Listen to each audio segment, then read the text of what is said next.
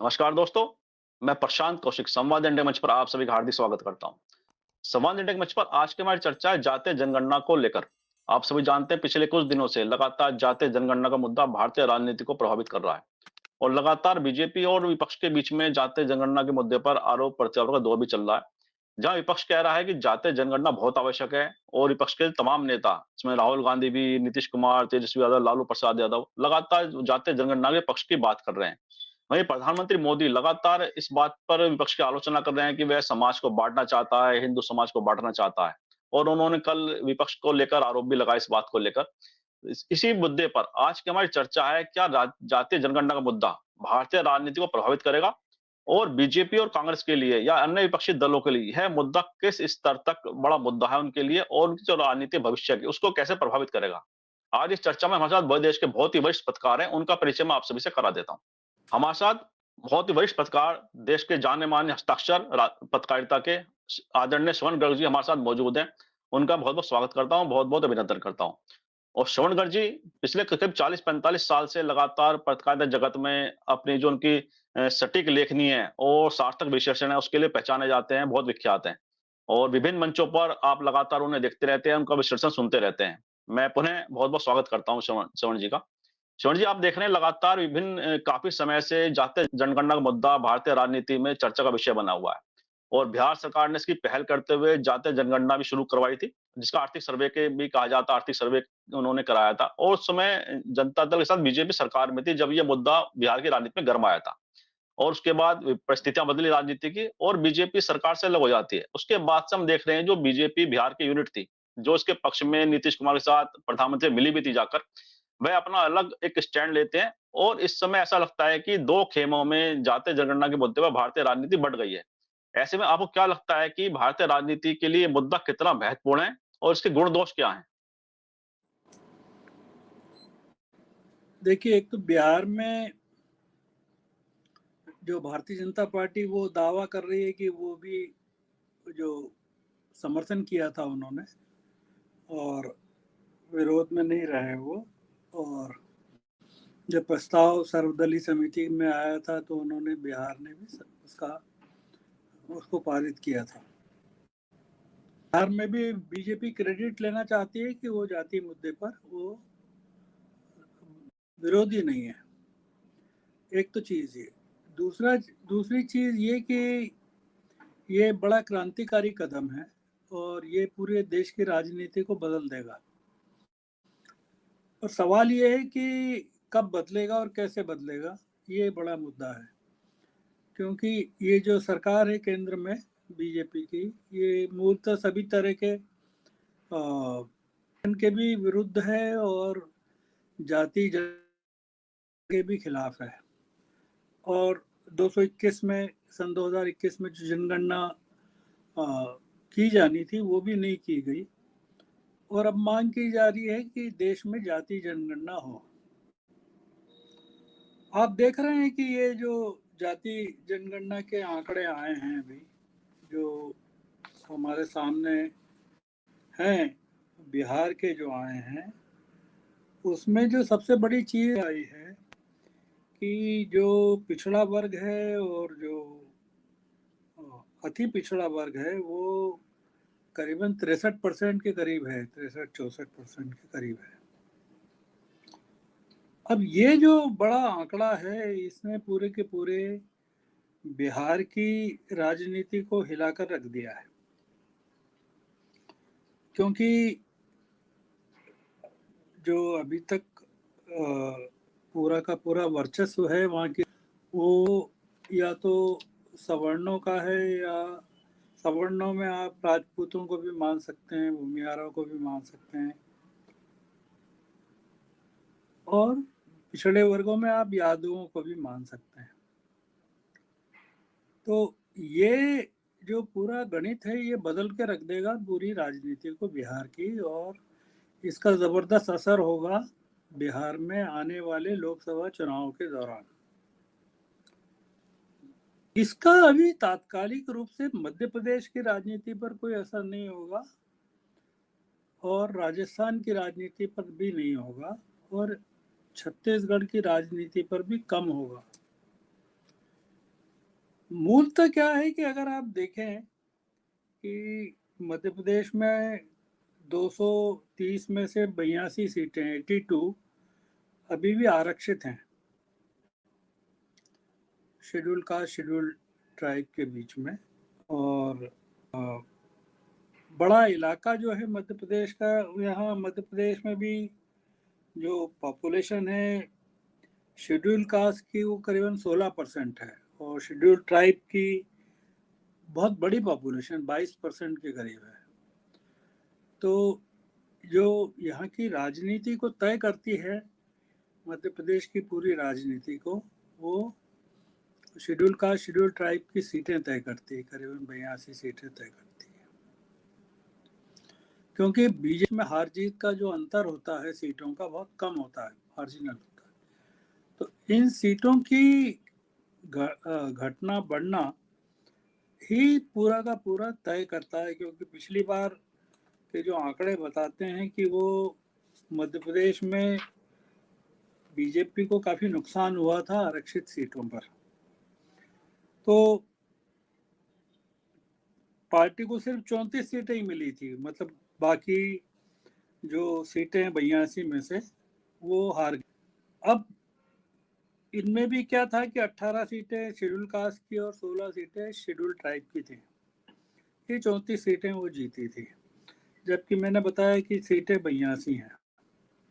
जी 2018 में भी जो सीटों का गणित रहा था 114 कांग्रेस को मिली थी और 109 बीजेपी को। बहुत ज्यादा अंतर नहीं था सीटों का। वही इस बार भी बता रहे हैं कि बहुत सीटों का अंतर बहुत ज्यादा नहीं होगा। पर यहाँ राजस्थान में भी क्या स्थिति है कि शेड्यूल कास्ट 18% है और शेड्यूल ट्राइब 14% है। और ये शेड्यूल ट्राइब में मीणा लोग भी हैं 7% और मुस्लिम लोग 9% है। यहाँ ओबीसी 40% के करीब है राजस्थान में, और जो सवर्ण है वो 19% है। तो पर यहाँ की भी जो राजनीति है पूरी की पूरी वो ये लोग चलाते हैं, जो मोटे तौर पर गुर्जर और मीणा और ये लोग सवर्ण लोग ये लोग चलाते हैं। जाति जनगणना का यहाँ अभी कोई असर इसलिए नहीं होगा कि एक तो इन राज्यों में हो ही नहीं है और पता नहीं है, एक्चुअल पोजीशन पता नहीं है, और दूसरा बीजेपी खिलाफ है मध्य प्रदेश में, कभी पक्ष में नहीं रही। और ये जो हैं गहलोत, ये माली समाज के हैं राजस्थान में, जिसकी की आबादी 4% के करीब है। तो ये वैसे ही पिछड़े वर्ग के हैं, क्योंकि भी कांग्रेस कहती भी है कि हमारे यहाँ 3 मुख्यमंत्री जो हैं वो ओबीसी के हैं। जैसे वो गिनाते हैं कि कर्नाटक के गिनाते हैं, वो छत्तीसगढ़ के गिनाते हैं वो, और राजस्थान के गिनाते हैं। तो इसलिए ये एक बड़ा मतलब काम करेगा इनके पक्ष में, क्योंकि इसका जाति जनगणना का जो बड़ा असर होने वाला है वो ये होने वाला है। हमको ये समझना चाहिए कि मध्य प्रदेश, छत्तीसगढ़, राजस्थान में कोई मांग तो है नहीं इसको लेकर, कोई आंदोलन भी नहीं है, न नीतीश कुमार जैसे या लालू यादव जैसे कोई नेता है यहाँ। होगा क्या कि भारतीय जनता पार्टी के अंदर अब दबाव बढ़ेगा, क्योंकि बीजेपी ने अभी सिर्फ 20 में से 78 सीटें घोषित की है, बाकी सीटें बाकी हैं। ये दबाव बढ़ेगा कि अब आपको जो सीटें घोषित करना चाहिए उसमें ओबीसी और पिछड़े वर्ग के लोग जो हैं या एससी एसटी हैं उनका प्रतिनिधित्व तो बढ़ाना चाहिए, पहली चीज। दूसरी ये दबाव बढ़ेगा कि आप जो कह रहे हैं, आप विधेयक लाए, महिला विधेयक, 33% आप देना चाहते हैं महिलाओं को जगह, 30% दे के बताइए। मध्य प्रदेश में वही स्थिति कांग्रेस के पक्ष में होने वाली है, कांग्रेस के लिए, कि भाई आप मांग कर रहे हैं कास्ट सेंसस की, तो आप भी सीटें कांग्रेस ने तो अभी एक भी नहीं घोषित की है मध्य प्रदेश में, और न राजस्थान में की है। दोनों जगह, राजस्थान में भी 200 सीटें हैं और यहाँ 230 हैं। इसका ये बड़ा असर होने वाला। दो चीजें ये होंगी कि इंडिया अलायंस के घटकों में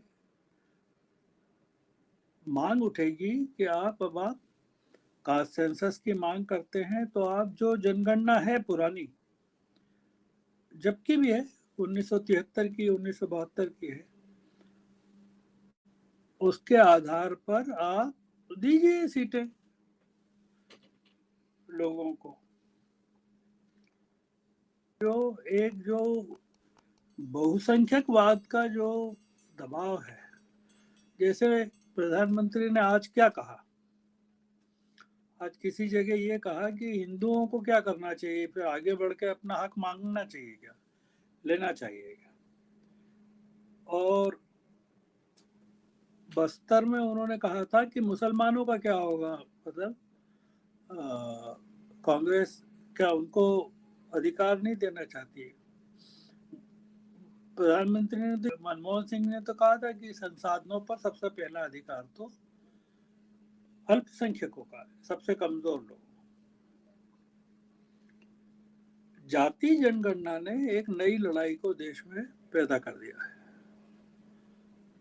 और पूरा का पूरा पॉलिटिकल पार्टीज के एजेंडे को चेंज कर दिया है। इसका जो असर होगा वो भारतीय जनता पार्टी की राजनीति पर होगा, क्योंकि लोगों को अब जब पता चल गया कि आपकी तो जनसंख्या है ही नहीं जितनी आप बताते हैं। जैसे जो अभी आंकड़े आए बिहार के, वो तो है ना, चौंकाने वाले हैं। जी जी। बिहार के आंकड़े कि वहाँ सवर्ण जो हैं वो 15% ही है। तो पूरी राजनीति, और देखिए जो केंद्र की राजनीति है उसमें सबसे बड़ा जो कंट्रीब्यूशन होता है उत्तर प्रदेश, बिहार का और झारखंड का। ये सीटें हैं, आप सोचिए कि 80 सीटें तो हैं ओपी की और 40 सीटें हैं बिहार की, 120, और मेरे ख्याल से 14 सीटें हैं झारखंड की, 134, और 5 सीटें शायद उत्तराखंड की, 4 या 5 है, 5 होंगी। तो 139 सीटें ये इम्पोर्टेंट है।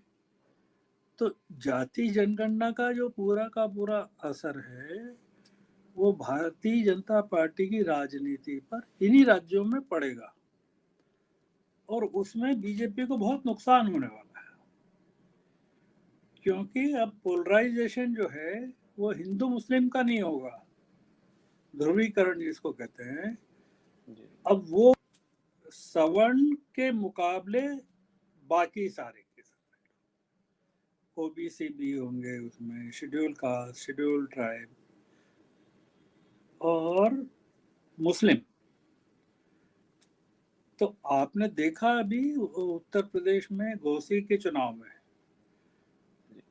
क्या हुआ, घोसी के चुनाव में कि इंडिया अलायंस ने मिलकर चुनाव लड़ा बीजेपी के खिलाफ और बीजेपी हार गई। कैंडिडेट वही था जो पिछली बार जीता था, उसने चूंकि दल बदल कर लिया था, वो समाजवादी पार्टी के टिकट पे जीता था, फिर बीजेपी में चला गया, तो इस बार बीजेपी की तरफ से खड़ा हुआ दारा सिंह, तो वो हार गया। मतलब क्या सिद्ध हुआ इससे, कैंडिडेट हार गया, पार्टी जीत गई। पार्टी कौन सी, इंडिया अलायंस। तो इंडिया अलायंस में कौन कौन है, मुस्लिम भी है, दलित भी, पूरा का मायावती ने कोई कैंडिडेट खड़ा नहीं किया वहां, तो दलित इधर आ गए, ओबीसी के लोग आ गए इंडिया अलायंस के साथ, सारे के सारे लोग आ गए। अगर यही चीज उत्तर प्रदेश में हो गई और बिहार में हो गई तो 120 सीटें, और झारखंड में थोड़ा सा अलग फैक्टर है, वहाँ आदिवासी ज़्यादा हैं झारखंड में, तो फैक्टर पर 120 सीटें पूरी की पूरी पार्लियामेंट में चीज़ों को बदल के रख देगी। तो आपका जो मूल सवाल है वो, उसका जवाब ये कि भारत की राजनीति या जाति जनगणना का क्या असर होगा। इसमें यही आता है जैसे जातीय जनगणना बड़ा मुद्दा बन गया है। ओबीसी की राजनीति प्रमुख रूप से राजनीति में स्थापित भी इस समय दिखाई देती है। तो ऐसे में जो जैसे मुख्यमंत्री कांग्रेस दावा करती है, हमारे 3 ओबीसी के मुख्यमंत्री हैं। बीजेपी के जो प्रधानमंत्री हैं वो भी कहते हैं ओबीसी से आता हूँ। तो ऐसे में जो अन्य मुख्य पदों पे जो राजनीतिक दलों के जो मुख्यमंत्री हैं, विभिन्न जातियों के हैं, क्या ऐसे में वहाँ भी कुछ संभावना बन सकती है जो पार्टियाँ अपने मुख्यमंत्री के चेहरे बदल सकती हैं ओबीसी को आगे बढ़ाने के लिए? नहीं, अभी तो कहीं चुनाव है नहीं, और इस साल तो बस यही चुनाव है 5 जगह, मध्य प्रदेश, छत्तीसगढ़, राजस्थान, तेलंगाना जी, जी। और मिजोरम। मिजोरम। तो मिजोरम में तो वैसे ही काफ़ी आदिवासी पॉपुलेशन है, सबसे ज़्यादा है वहाँ। वहाँ तो ओबीसी वगैरह का कोई रीज़न नहीं है। तो इसलिए जो मुख्य मुद्दा है जाति जनगणना का, वो मूल मुद्दा बिहार, उत्तर प्रदेश और झारखंड का है और उत्तराखंड का है। बिहार का विभाजन नहीं हुआ था, वो झारखंड भी उसी के साथ था। नहीं हुआ तो उत्तराखंड भी उसी में था। वो 85 सीटें थी संयुक्त यूपी की। इसलिए ये पूरा का पूरा मुद्दा उत्तर प्रदेश और बिहार का है। और आपने देखा होगा कि देश की राजनीति को भी यही 2 राज्य चलाते हैं। ये दक्षिण में मुद्दा नहीं है जाति जनगणना का, ये मुद्दा उत्तर भारत का ही है। तो इसलिए, और वो पॉलिटिकली सक्रिय वो भी इन्हीं राज्यों में है। मध्य प्रदेश जो जी। काफी बिखरा हुआ राज्य है, मतलब बहुत बड़ा राज्य है, जिसमें डिस्टेंसेस बहुत हैं जगहों के, और वही छत्तीसगढ़ में है क्योंकि अलग अलग जगह बिखरे हुए हैं। पर मध्य बिहार में और उत्तर प्रदेश में ऐसा नहीं है। उत्तर प्रदेश और बिहार में मतलब है 13 करोड़ पॉपुलेशन है, यहाँ 14 करोड़ बिहार में, और उत्तर प्रदेश में करीबन मेरे ख्याल से 25 करोड़ होना चाहिए, जी। है ना। तो जी। इसलिए क्या है कि पॉपुलेशन का आपस में कनेक्ट बहुत सघन है इन राज्यों में। इसलिए कोई भी पॉलिटिकल कॉन्शियसनेस इन राज्यों में ज़्यादा है। इसका असर भारत की राजनीति पर इसी कि आप पाते हैं कि देश को अधिकतर प्रधानमंत्री या केंद्रीय मंत्री या देश की राजनीति को यही 2 राज्य चलाते रहे हैं अभी भी। और प्रधानमंत्री ने भी इसीलिए चुनाव लड़ना कहाँ से, उत्तर प्रदेश से उचित समझा, चलो। बनारस से। वो चाहते तो गुजरात से जीत सकते थे, है ना। वो उत्तर प्रदेश से क्यों लड़ रहे हैं? क्योंकि उत्तर प्रदेश बुरी है, और वो अपने आप को ओबीसी भी बताते हैं। तो इसलिए वो बताते ओबीसी हैं और सवर्णों की राजनीति करते हैं। अब वो चलेगा नहीं। अब वो ये नीतीश कुमार ने जो काम किया है उसके कारण अब 2024 में के लोकसभा चुनाव के टिकटों का बंटवारा जातीय जनगणना के आधार पर करना पड़ेगा बिहार में। और उत्तर प्रदेश में जो आंकड़े हैं जातियों के उपलब्ध, जिनके आधार पर नगर निकायों के चुनाव होते हैं,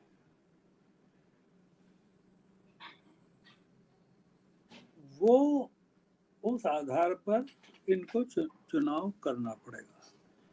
और उस इन लोगों को, महिलाओं को भी आरक्षण देना पड़ेगा। तो इसका बहुत बड़ा फायदा आप कहिए कि देश की राजनीति को ये होने वाला है, और पूरा का पूरा एजेंडा जो है देश की राजनीति का वो बदल गया रातों रात, बदल है ना। तो और इसीलिए राहुल गांधी ने भी जातीय जनगणना की बात कही थी और स्वागत किया है। तो अब कोई भी कर पा रही है ये जो हुआ है, इसका भारतीय जनता पार्टी भी नहीं कर पा रही है। जी, जी। तो ये है। जी, जी। जैसे राहुल जी के को लेकर आपने कहा कि राहुल गांधी ने स्वागत किया। अगर हम देखें कि अगर 89 का जो दौर था, 90 का जो दौर आया राजनीति में, उसने मंडल और कमंडल की राजनीति को मतलब प्रमुखता भी दी राजनीति के अंदर, और उसने भारतीय राजनीति का जो सिद्धांत था, जो परंपराएँ थी, उसको भी अलग-अलग तरह से परिभाषित कर दिया। तो ऐसे में कांग्रेस का जातीय जनगणना को लेकर मतलब आक्रामक रूप से उसका समर्थन करना, उसको आगे बढ़ाना, और हर जब मंच पर राहुल गांधी बड़े आक्रामक तरह से इस विषय को उठा रहे हैं।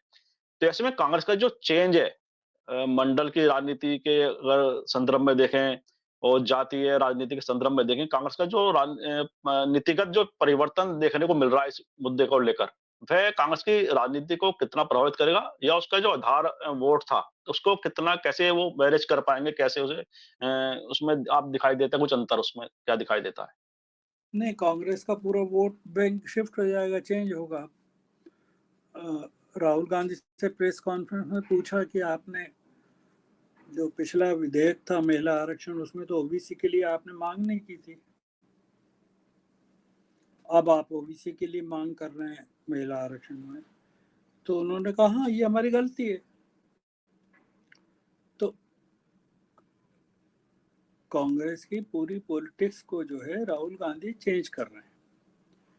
और मध्य प्रदेश, राजस्थान, आपने देखा ना कि हिमाचल में पूरा का पूरा पॉलिटिक्स चेंज कर दी राहुल गांधी ने, पुराने नेताओं को घर बिठा दिया। कर्नाटक में भी एक कॉम्प्रोमाइज फार्मूला हुआ है। कर्नाटक में भी एक कॉम्प्रोमाइज फार्मूला हुआ है जिसके तहत मैया अभी उन्होंने कहा है कि ये उनका आखिरी चुनाव है, इसलिए वो मुख्यमंत्री हैं।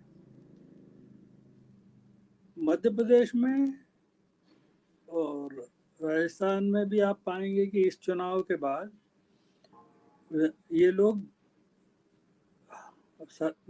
मूल उसमें नहीं रहेंगे, मेन स्ट्रीम में कांग्रेस की राजनीति। राजस्थान में गहलोत भी नहीं रहेंगे, कमलनाथ में। एक नए किस्म की पॉलिटिक्स कांग्रेस में बन रही है। और जैसे अभी आपने देखा, अजय माकन को उन्होंने कोषाध्यक्ष बना दिया, सचिन पायलट को एआईसीसी में ले लिया। राहुल गांधी धीरे धीरे कांग्रेस को बदल रहे हैं, वो एकदम नहीं बदल रहे हैं। आपको वो असर दिख रहा है कांग्रेस में, सब लोगों को दिख रहा है कि तो अब जब 2024 के चुनाव होंगे तो और ज्यादा वो असर दिखेगा कि वो किन लोगों को आगे लाना चाहते हैं, किन को टिकट देना चाहते हैं। उत्तर प्रदेश में 2019 में एक प्रयोग किया था प्रियंका गांधी ने, फिर विधानसभा में भी प्रयोग किया, महिलाओं को ज्यादा टिकट दिए थे, अगर आपको ध्यान हो तो, कांग्रेस ने, है ना, 33% से ज्यादा के करीब महिलाओं को दिए। सब हार गई, वो तो ठीक है। जाति जनगणना का सबसे बड़ा जो कमजोर पॉइंट है वो ये है कि ये जाति जनगणना के आधार पर अगर लोगों को टिकट दिए गए तो एक तो उम्मीदवार नहीं मिलेंगे, क्योंकि उस तरह के उम्मीदवार कभी आगे लाकर उनको मौका दिया ही नहीं गया, तो उम्मीदवार कहाँ से लाएंगे, और जिनको खड़ा कर हो सकता हार जाए। तो ये बड़ी चुनौती है, ये जो पूरा का पूरा जाति जनगणना का है पूरा खेल। पर ये आगे पीछे ये होना ही था और मेरे ख्याल से ये ठीक टाइम पे हुआ है और ये हिंदुत्ववादी जो पॉलिटिक्स है देश की उसको कमज़ोर और जो एक हिंदूवाद कि हम ही लोग हैं सब चलाने वाले, उसको अब प्रतिरक्षात्मक बना देगा, बजाय आक्रामक से प्रतिरक्षात्मक बना। और जो पिछड़ी जातियां हैं वो आगे आएंगी, वो उनको लगेगा कि अरे हमको तो पता ही नहीं था हमारी इतनी ताकत है, वो आगे आएंगी।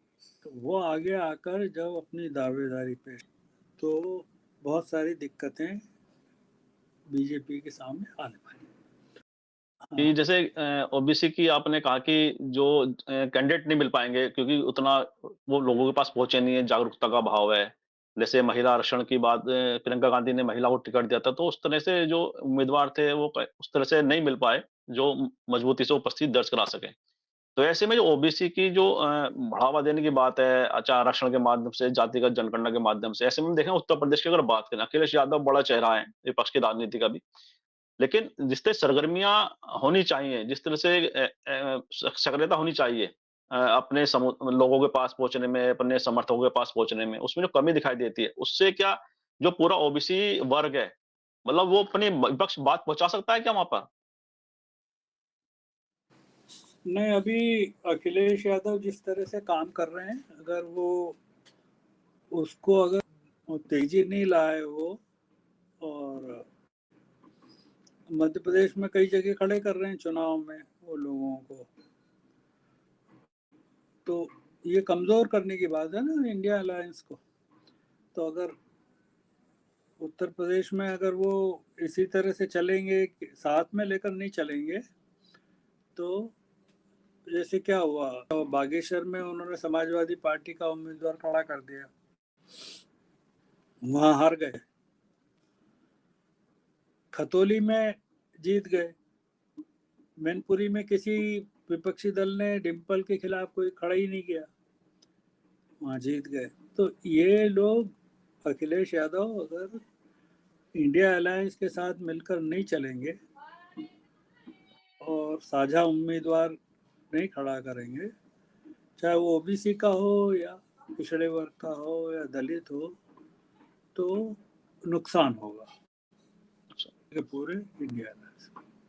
बिल्कुल, आपने सही विषय बहुत ही सार्थक रूप से पूरे विषय को विश्लेषण किया और मुझे विश्वास है हमारे दर्शकों को चर्चा ज़रूर पसंद आएगी क्योंकि जिस तरह से आपने विषय के जो गुण-दोष हैं, उसको भली-भाँति बहुत ही सार्थकता प्रदान की और निश्चित रूप से ये भारतीय राजनीति को प्रभावित करने वाला बड़ा विषय है और समय-समय पे आने वाले समय में भी इस चर्चा हम आपसे करते रहेंगे, भारतीय राजनीति किन मुद्दों पर आगे बढ़ती दिखाई देती है। और मैं आपका पुनः बहुत-बहुत आभार और धन्यवाद व्यक्त जी, करता हूँ कि आपने हमारे दर्शकों के लिए अपना समय दिया।